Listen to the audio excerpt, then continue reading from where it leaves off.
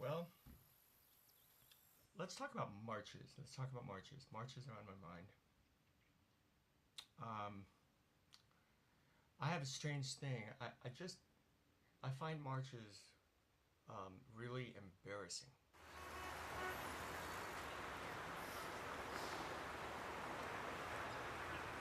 You rolling? Yeah. Okay, so yeah, here we are in New York. People's Climate March, supposed to be one of these historic moments with this whole climate business.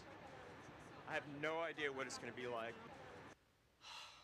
Like a lot of people, I just don't know how in the heck I'm supposed to have anything to do with like meaningful action around climate change. And you know, I spent a lot of time talking and harassing people about it, but I haven't done jack myself. Let's just bring up the awareness somewhat. But this is a good moment, because here we are doing this. And I see right now a longer line of people waiting for their new iPhones over here, the Apple Store, right? And that's where the parade's gonna be, and it's completely empty.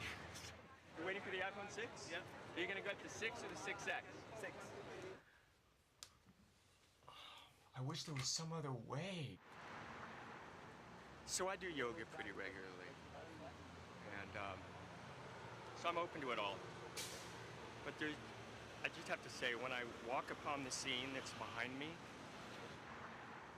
it's just, this is the sort of image that makes the average American want to hurl, you know? And it's just too bad, because everyone behind me is like really good people, and they're disciplined, and they're really trying to do the right thing, and they are for themselves. But as a cultural image and like the kind of image that can help move the sport forward, I highly question the value of what's happening behind me. So that's the reality of my take on this.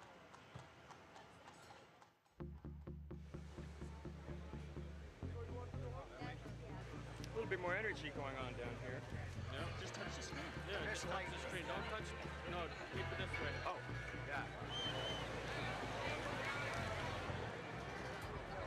I think there's more people than I thought there would be.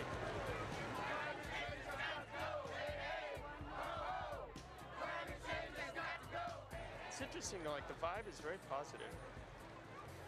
It's not an angry crowd. We're a radical group. You are? Yeah. What's so radical about you? Well, we advocate for a separate hypothetical militant underground to actually carry out direct actions against industrial infrastructure. Good luck with that. Thank you. Hey, habitat animal, come here. How's it going today? It's a bad, bad day for polar bears. Yeah, it is, and it's probably pretty hot in there. There's some serious method acting going on right now. I find that there's often a disconnect, like people say they're green and interested in sustainability, but they still drive everywhere. Yeah, and like me. And they make thousands of copies at work. And also, Sandy was that wake-up call to us as New Yorkers to say climate change is actually a real issue that we have to deal with. We were aware of it, but we didn't take it as seriously as we should have.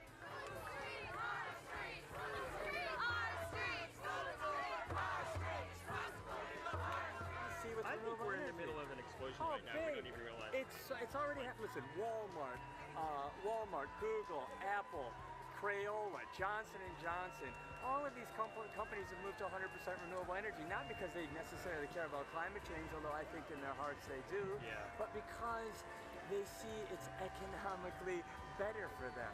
The fact that the Congress is deadlocked on everything does not mean that the United States or the world is deadlocked. That's so true. It seems like everybody's waiting at the gates. It's like there's this last remnant. They'll be the last people. The last. Yeah.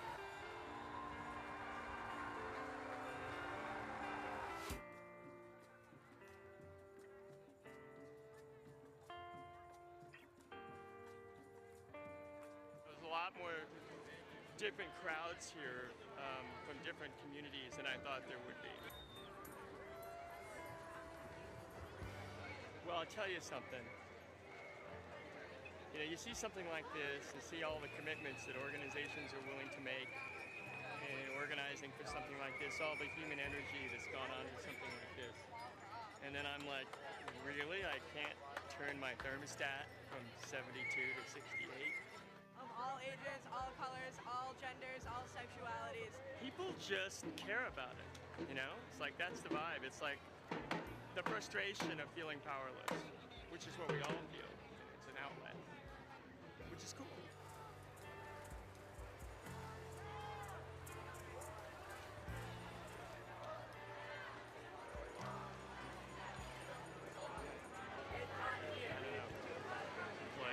Completely different than I thought it would be. I've been humbled.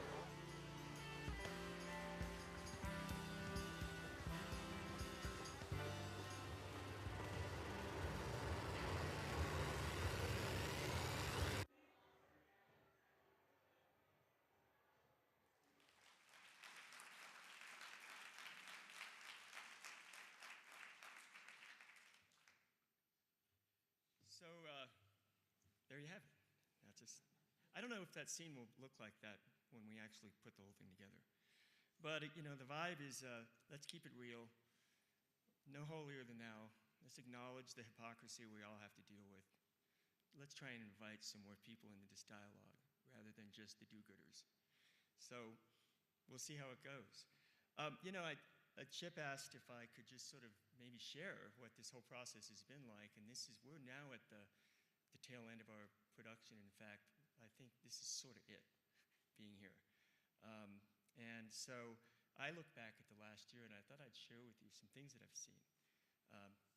I went and saw the mayor of Georgetown, Texas, who is a Republican mayor, sits with a Republican town council. Georgetown is the first American city to go 100% renewable energy, putting aside Burlington and their water power. And it's amazing, right? What's this little town in the middle of oil country doing, becoming America's first 100% renewable energy town? I tell you, it's simple. It was cheaper, and they could lock in that cheap price. End of story. And that, in my mind, that is really good news. I also went and visited Vivint Solar. Vivint is this nation's second largest residential third-party solar panel installer. It's part of that whole lease phenomenon that's catching on by storm right now. 6 years ago, there were 4 guys. Just a couple weeks ago, they sold for $2.2 billion to SunEdison.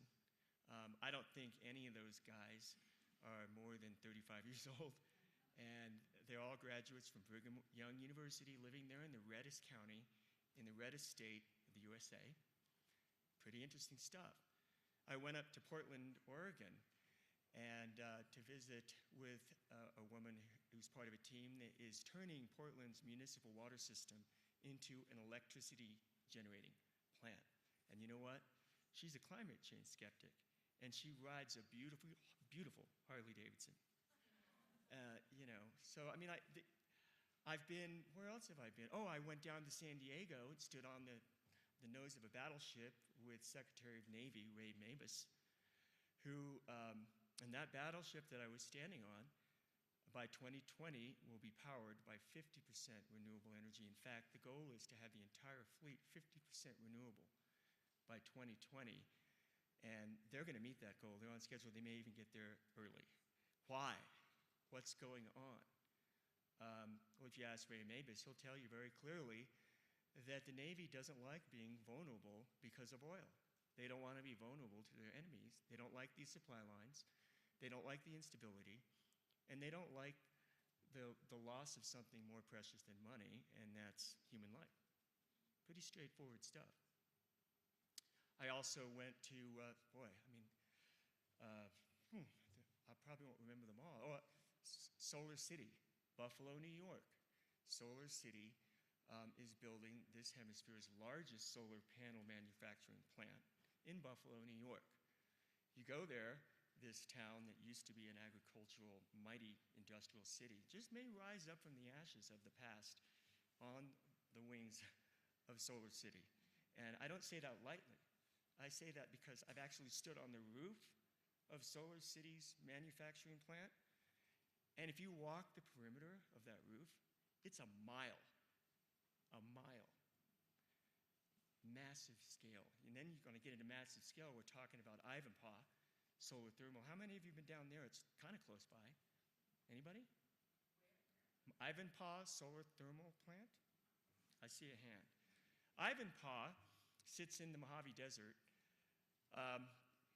Very complicated and yet elegantly simple in a way. It's just hundreds of thousands of mirrors all lined up to redirect the sunlight's power onto a tower that makes steam, that makes power. And I stood there at a 115-degree day, by the way, and it was quiet and it was clean. There's some controversy about the birds, but if you really want to go get upset about the birds, you ought to go keep people from letting their cats turn feral, because that's the real issue with the birds.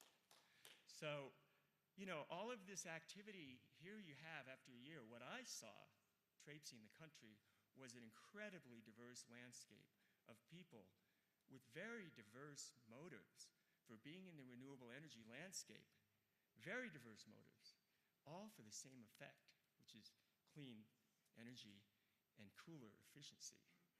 And sitting at the core of that is the economic potential, the economics that are driving this. And for me, boy, I prefer good economics over moral superiority any day, right? And it's there, it's sitting there. And actually, for a while, I kind of got on this euphoric trip of the market's going to save us. Wow, that's great because it's so easy. And we can be so lazy about this. We can just go on doing the crap that we do, and the market will take care of us. Whoopee!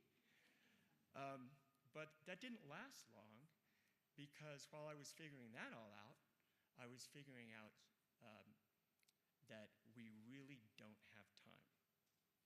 If we had time, I think the market would do it for us. It's done it before. It's turned over major eras of innovation. We've seen it. We've seen it with oil. We saw it with the whaling industry when it disappeared overnight.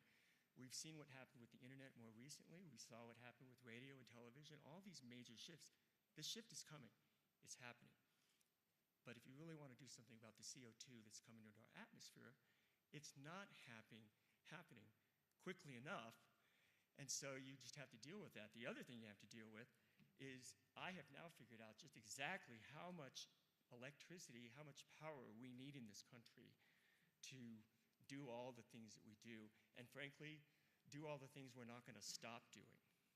That's my opinion, okay? And then let's take that and put it on a global scale and look at how much energy we need on a global scale to replace the fossil fuel nonsense.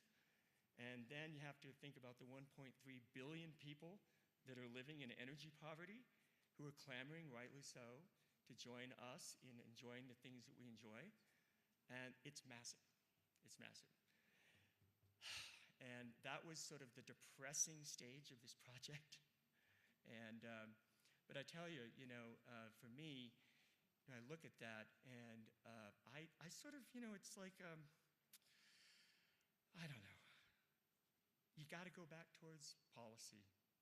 You got to go back towards political leadership. You got to go back towards more of an engaged citizenry. And yes, for most people, that's extremely boring. Most people don't want to think about this stuff, but it has to be done. I'll tell you what else is boring. This debate about climate change. I mean, I am so over this thing. I mean, you know, that's what we're talking about. I mean, right now, it's like, what do the American people get? They're getting doom and gloom, the sky is falling on one side, and on the other side, they're getting red-faced deniers. No wonder we're all watching, you know, kitty videos on YouTube. It's a logical response to its insanity. I mean, denial, you know, it's a powerful thing and it can be useful. I mean, you know, if you perceive a threat and you feel powerless in the face of that threat, denial and avoidance makes a heck of a lot of sense. And right now, I think a lot of us are feeling powerless in the face of this climate threat. But I guess that gets to my last point, which is we really don't have to feel powerless.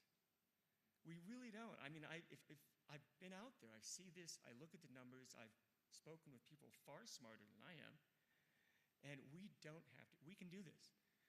It needs a push. It needs a little bit of push. There's a lot of good things going on right now with the economy, all this great innovation, meeting economic opportunity. A little push with some good policy, some engaged citizenry, can do this, and it can make it so that it's not like, oh, we have to do this, but we want it, we desire it. This thing has to be personal. We got to really want this. And I just know that if people could have walked in my footsteps over the last year and seen everything that I've seen, they would want it. They'd want it bad. So, you know, I mean, I'm telling that story. I'm going to tell that story with this movie. I have no idea. Hopefully it'll make some sort of difference.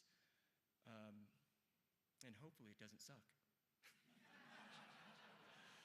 So that's me. That's all I have to say. Thanks for giving me my 10 minutes. Thank you.